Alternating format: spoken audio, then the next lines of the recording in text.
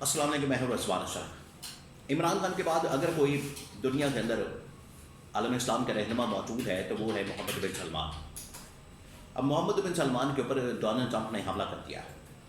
اور یہ جو حملہ کیا یہ بڑا ہی خوفناک اور خطرناک ہے، اور تمام کی تمام جو ڈپلومیٹک حدیں ہیں، تمام کی تمام جو اخلاقی حدیں ہیں، وہ کراس کرتے ہوئے ڈونلڈ ٹرمپ نے محمد بن سلمان کے اوپر حملہ کیا۔ وہ کس قسم کا حملہ تھا، اس کے پیچھے مقصد کیا ہے، اس کے پیچھے معاملہ کیا ہے، ڈونلڈ ٹرمپ کیوں اتنا فرسٹریٹ ہو رہا ہے کہ اسے اب کچھ نظر نہیں آ رہا، اور وہ کبھی محمد بن سلمان کے اوپر حملہ کرتا ہے، کبھی کسی ملک کے اوپر حملہ کرتا ہے، کبھی کسی ملک کے اوپر حملہ کرتا ہے، کبھی برطانیہ کے وزیر اعظم کے متعلق بات کرتا ہے، کبھی یورپین طاقتوں کے متعلق بات کرتا ہے۔ محمد بن سلمان کے متعلق اس نے بات کر دی۔ معاملہ کیا، اس کے بارے میں بڑی اہم ترین معلومات عمران خان کس طریقے سے آلریڈی اس صورتحال کے متعلق پروڈکشن کر چکا ہے، وہ بھی میں آپ کو بتاتا ہوں۔ اور نمبر 3، اب یہ جو ڈونلڈ ٹرمپ نے پنگا لیا ہے اس کے اندر پھنس گیا، پنگا لے کے پھنس گیا، اور اب ڈونلڈ ٹرمپ کے خلاف ہی دنیا بھر کے اندر تو احتجاج ہو رہا تھا، دنیا بھر میں تو ڈونلڈ ٹرمپ کی پالیسی کو ٹارگٹ کیا جا رہا تھا، نشانہ بنایا جا رہا تھا، ڈونلڈ ٹرمپ کو اس حوالے سے تنقید کا سامنا تھا۔ اب امریکہ کے اندر بھی ڈونلڈ ٹرمپ کو اس حوالے سے تنقید کا سامنا کرنا پڑا، اور ہزاروں نہیں، لاکھوں نہیں، کروڑوں لوگ امریکہ میں سڑکوں پر آ گئے، جو یہ ڈیمانڈ کر رہے ہیں کہ ٹرمپ کو پالیسی چینج کرنی چاہیے، جنگ سے باہر نکلنا چاہیے، امریکہ کی طرف توجہ دینی چاہیے، اور اگر یہ سب کچھ نہیں کرتا ڈونلڈ ٹرمپ تو پھر استعفیٰ دے اور گھر جائے۔ یہ وہ ڈیمانڈ ہے جو کہ امریکہ کے اندر احتجاج کرنے والوں کی جانب سے کی جا رہی ہے۔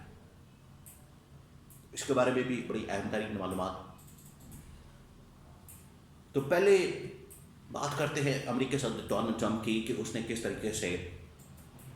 محمد بن سلمان کے اوپر حملہ کر دیا۔ اب محمد بن سلمان، آپ کو بتائیں کہ اس وقت ان کے بارے میں جو خبر سامنے آئی ہے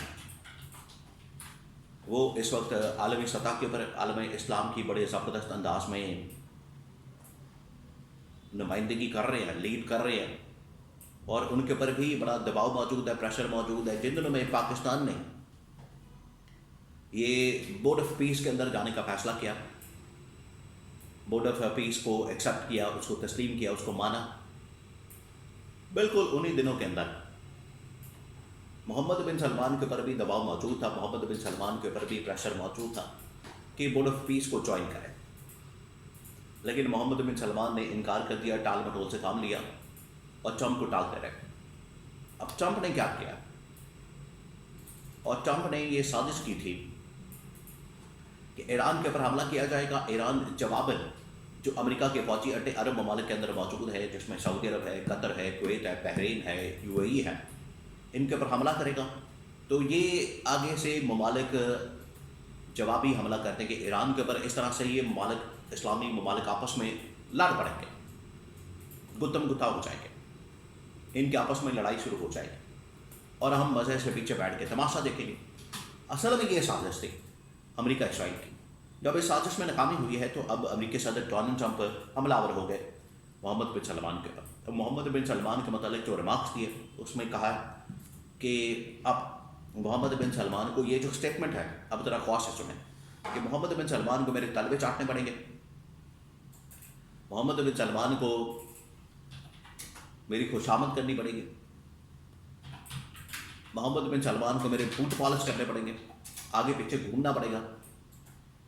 مجھے تسلیم کرنا پڑے گا، اور بورڈ آف پیس کو جوائن کرنا پڑے گا، تب جا کے سیکیورٹی ملے گی سعودی عرب کو۔ ادروائز سعودی عرب کو انہوں نے بالکل سائڈ پہ کر دیا امریکہ نے، اور اسی وجہ سے آپ دیکھ رہے ہیں کہ محمد بن سلمان اب پاکستان کے اوپر جو ڈپینڈ کر رہے تھے دفاعی معاہدے کے لحاظ سے، اب محمد بن سلمان نے جو یوکرین کے صدر ہیں زیلنسکی، ان کو بلا لیا، اور وہاں سے یہ جو فضائی ٹیکنالوجی ہے، ڈرون ٹیکنالوجی ہے، یا اس حوالے سے جو میزائل ٹیکنالوجی ہے، وہ زیلنسکی سے، یوکرین کے صدر سے حاصل کرنے کی کوشش کر رہے ہیں، ان کے ساتھ ڈیل کر رہے ہیں۔ ایک تو یہ ان کی جانب سے ریمارک سامنے آئے، اس کی بیک گراؤنڈ میں نے آپ کو بتا دی کہ ٹرمپ کی جو سازش تھی، کوشش تھی کہ تمام عرب ممالک کو اپنے ساتھ ملا لیا جائے، عرب ممالک کے ذریعے سے ایران کے اوپر حملہ کیا جائے اور یہ آپس میں لڑے، ایک دوسرے کو کمزور کریں، ایک دوسرے کے اوپر حملہ آور ہوں، اسرائیل امریکہ دونوں مل کر تماشا دیکھیں۔ وہ تو فارغ ہو گیا، اور یہ وہ صورتحال ہے جس کی پریڈکشن آج سے تقریباً کوئی 6 سے 8 سال پہلے عمران خان نے کرتی تھی۔ عمران خان نے بتا دیا تھا کہ یہ آئیں گے، آپ کے اوپر حملہ آور ہوں گے، حملہ کریں گے پوری دنیا کے اندر، یہ بدامنی پھیلائیں گے اور عالم اسلام کو آپس میں لڑوانے کی کوشش کریں گے۔ اس وقت آپ نے بڑا الرٹ رہنا، اس وقت آپ نے بڑا